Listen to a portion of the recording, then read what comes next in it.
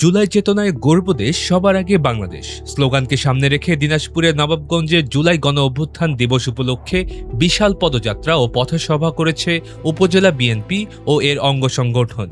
বুধবার বিকেলে উপজেলা বিএনপির উদ্যোগে নবাবগঞ্জ শহরের গুরুত্বপূর্ণ সড়কগুলোতে এই পদযাত্রা অনুষ্ঠিত হয়। এতে হাজারো নেতাকর্মী ও সাধারণ মানুষ অংশ নেন। পদযাত্রা শেষে আয়োজিত পথসভায় প্রধান অতিথি হিসেবে উপস্থিত ছিলেন সমাজ কল্যাণ মন্ত্রী ও দিনাজপুর ৬ আসনের সংসদ সদস্য ডাক্তার AZM জাহিদ হোসেন।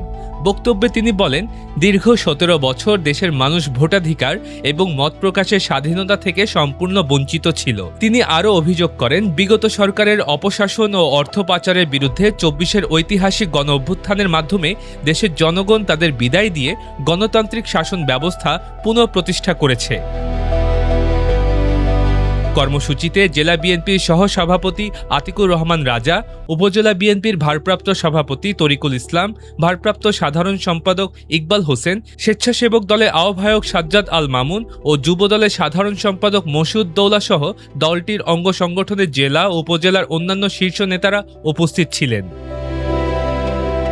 দিনাজপুর সহ দেশ জুড়ে রাজনীতির সব খবর ও গুরুত্বপূর্ণ আপডেট সবার আগে পেতে dinajpurtv.com-এর সাথেই যুক্ত থাকুন। Multimedia desk, dinajpurtv.com।